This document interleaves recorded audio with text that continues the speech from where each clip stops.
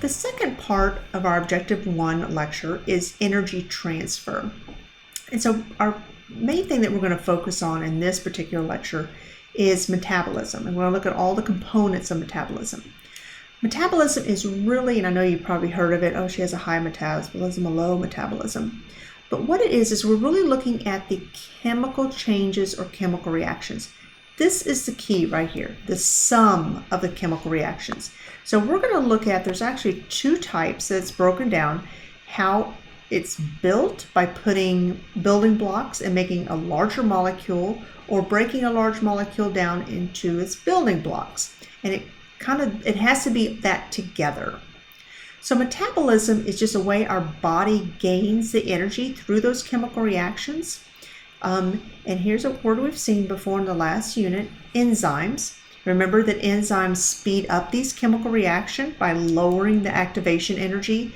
It makes it more efficient so that we can convert the food that we eat, go through the metabolic reactions so that we can get the nutrients we need much faster. So the two parts of metabolism, remember it's the sum of, the first is anabolism.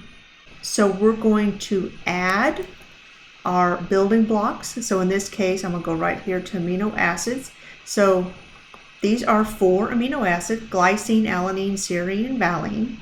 And when it goes through a chemical reaction and it bonds those together with peptide bonds, and so when they're connected, it's going to make a protein, a macromolecule.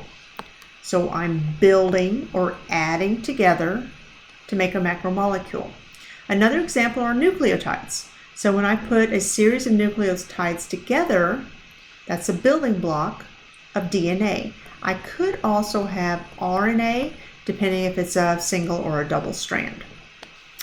So that's anabolism. Now catabolism, be careful, it's not cannibalism, catabolism. And so that's simply the breakdown of a complex molecule into a simpler one. So if I went back to my protein example, so if I start off with a macromolecule protein and it goes through a catabolic reaction, it's going to break those bonds, those peptide bonds, and it's going to leave me with individual amino acids. I could also look at glucose. So if I break glucose through cellular respiration, and we'll get to cellular respiration second semester, but when I break that down, I will end up with 2 different molecules, a carbon dioxide and a water molecule.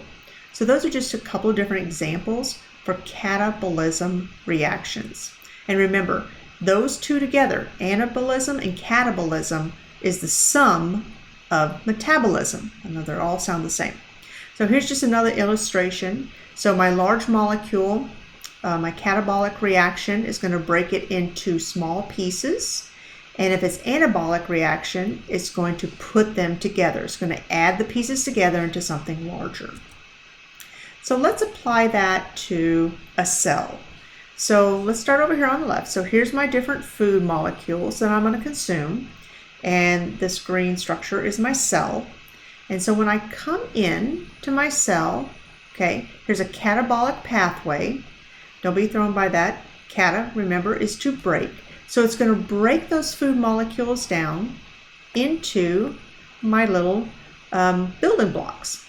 So here's my monosaccharides, here's my amino acids, and my nucleotides. So that would be like my carbohydrates, my proteins, and then my DNA, RNA, if I have that. So energy is given off in the form of heat. We've had that in the previous lecture. And then it can also use energy for the cell. Now, if I take those building blocks, and these would be like 2 different types of metabolic reactions, if I take these building blocks and I start piecing them together, I synthesize, that's anabolic pathway or reaction, then I will make macromolecules, and that would be carbohydrates, protein, and DNA. So within this one cell, I can see that I can either go through catabolic or anabolic reactions. Okay, so if you need to pause right here just to take a look at that, you might want to do that to make sure you understand that. Okay, Now, glucose, let's just kind of look at glucose, this diagram. So anything that's in red is showing that it's being ingested, and we're going right down to the digestive system and the intestines more specifically. So if I eat a starchy food, I ingest that, and then I'm going to break that down into my building blocks, okay? Then the cells in my body, for example, we'll just focus on glucose right here. It's going to store that glucose and convert it through a chemical reaction in the form of glycogen. And it's going to store it in my muscles, and it's going to store it in my liver. Then when I need it, my body will take that free glucose and distribute it to various parts of my body. Skin cells, whatever tissue needs that energy in the form of glucose. Okay?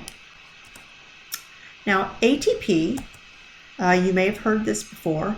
This is kind of an energy, high-powered molecule, and you need to know what ATP stands for, but it's adenosine triphosphate, and it's a nucleotide, and it has adenine, it has ribose, which is a 5-carbon sugar, or a pentose, remember that from our last unit, and 3 phosphates. That's where it gets triphosphate. So there's same diagram, it's just drawn a little bit different. So there's the adenine, okay? This is my 5-carbon sugar, and then this is my phosphate, and there's 3 phosphates right here, okay? So triphosphate, and then these are all linked together. So here's just another diagram of adenosine, okay, ribose, and then my 3 phosphates. So the more phosphates I put on it, the more energy there is. So how is ATP an energy transfer molecule? So anytime that a signal from the brain goes to a part in the body and it needs to take an action, there needs to be an action or some kind of chemical process, that ATP molecule is going to help the energy needed for that reaction to take place. So the example I gave you, let's say that you needed to hold on to the pen, or you need to have a muscle contraction, your brain's going to tell your muscle to contract, and then the signal is traveled through your nerves. It needs something, some type of energy for that chemical reaction to take place for the muscle to contract. And that energy is ATP. And so it's going to go through a cycle of breaking the phosphate, adding the phosphate, so that those reactions can take place. So what is involved in the chemical reaction, like I just mentioned, is the phosphate is being broken and released, and then later it'll recycle and it'll be added back on. So it's just a continuous cycle. So the free energy is released, and it's always released in the form of heat, and then it uses the other free energy for work. So here's just this diagram. So here's my adenine, my ribose, my 5-carbon sugar, and then this is my phosphate. So right now it's triphosphate. When I break, through a chemical reaction, when I break that phosphate off, this is the energy that's released for metabolism to take place. And whatever I'm doing, if I'm needing a muscle contraction, then this would take place. Okay?